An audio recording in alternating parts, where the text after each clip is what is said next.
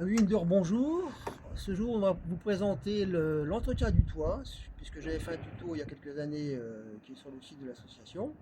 Et puis à la demande des groupes Facebook, une petite vidéo avec Stéphane qui me donnait un coup de main pour réaliser cette vidéo. Alors, le point important qu'on commence par, c'est les produits. On va commencer par ça. Les produits WD-40, on sait tout le monde que c'est pas un lubrifiant mais un dégrippant. Ça peut vous servir si ça coince quelque part.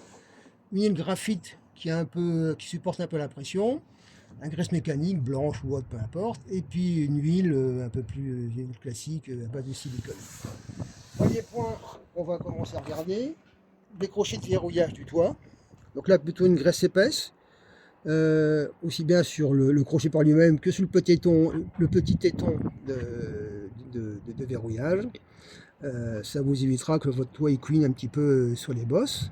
Deuxième point, on va retourner sur l'arrière ici, c'est l'axe de rotation du toit. Alors là, plutôt une graisse siliconée. Alors, on graisse bien ici parce que finalement, l'articulation est juste là derrière. Donc, c'est ce point-là qu'il faut articuler.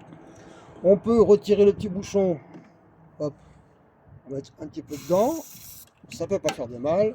Le bouchon, c'est la galère pour le remettre. Alors, on le remettra après. Je retire les produits puisque maintenant on va passer à l'arrière du toit. Alors, la fermeture, soit à la main, soit à l'électrique, ça dépend où vous arrêtez le mécanisme. Le point maintenant le plus important à graisser, c'est ce que dans le tuto j'appelle les rails alu. C'est ce qui supporte tout le capot de malle et ce qui génère 90% des défauts d'affichage vérifier le toit. Là j'utilise de la graisse, enfin de l'huile graphitée, puisqu'il y a un peu de pression. Donc le rail alu, il est là tout le long. On en met bien tout le long, des deux côtés. C'est une espèce de U dans lequel glisse une patte qui supporte tout le mouvement du toit. On en profite pour mettre un petit peu d'huile sur les axes ici.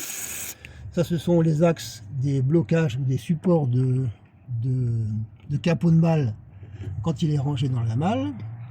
On regarde ici un petit peu aussi les guides des crochets de verrouillage. Donc c'est ici cette pièce là, donc il y a un petit tube, on essaie d'en mettre dans le petit tube. Alors, ne bouge pas, je vais vous montrer ce qui se passe quand je vais faire mes crochets de verrouillage.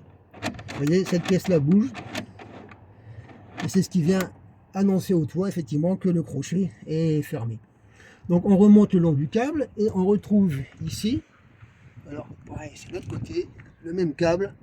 On en met par le haut, là je ne mets pas devant sinon je passe dans les vidéos, mais dans ce petit fourreau là, vous en mettez aussi. Il faut que ce câble là soit un petit peu huilé. Qu'est-ce qu'on vérifie encore au niveau huilage? Eh ben, les crochets du verrouillage du capot, qui est effectivement graissé aussi, parce que ça peut aussi couiner. Une fois que vous avez fait ça, vous avez à peu près fait le tuto et votre toit devrait fonctionner à peu près correctement. Donc, bon travail à tous. Et puis, pour ceux qui le toit aurait coincé un petit peu, on va vous faire une vidéo suivante sur laquelle on vous explique comment faire l'ouverture manuelle du toit. Voilà, bonne journée à tous et une prochaine aventure si tout se passe bien.